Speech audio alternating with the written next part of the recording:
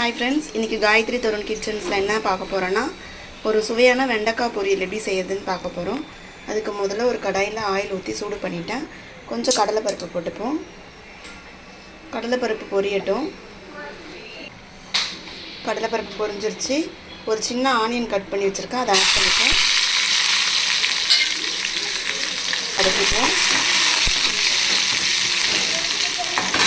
Onion வதங்கட்டும். Onion வதங்கிடுச்சு. இப்போ வெண்டைக்காய் பார்த்திங்கன்னா கட் பண்ணி வச்சுருக்கேன். இந்த மாதிரி சின்ன ஸ்லைஸாக இதெல்லாம் நம்ம ஆட் பண்ணிப்போம்.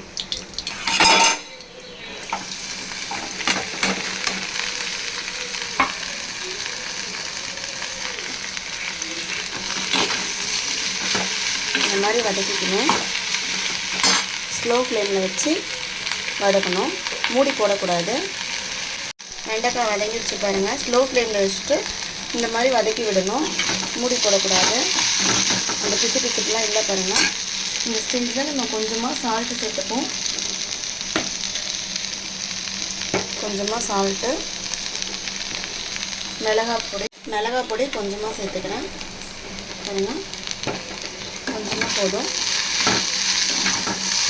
குழந்தைங்களுக்கு ரொம்ப பிடிக்கும். இது நம்ம முட்டை ஆட் பண்ணி கூட செய்யலாம்.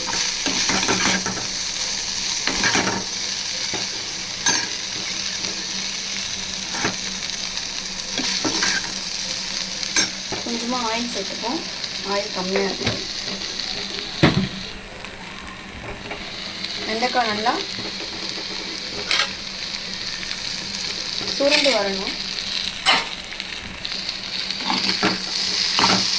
இதே மாதிரி ஸ்லோ ஃப்ளேம்லேயே வச்சு நம்ம பரட்டி விடணும்.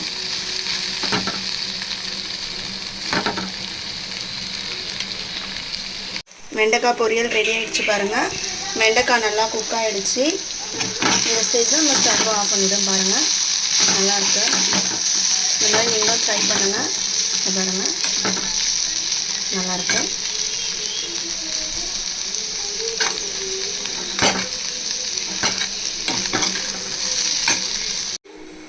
சுவையான வெண்டைக்காய் பொரியல் ரெடி ஆகிடுச்சு. நீங்களும் இந்த மாதிரி ட்ரை பண்ணுங்கள் வியூவர்ஸ். லைக் பண்ணுங்கள், சப்ஸ்கிரைப் பண்ணுங்கள். தேங்க்யூ.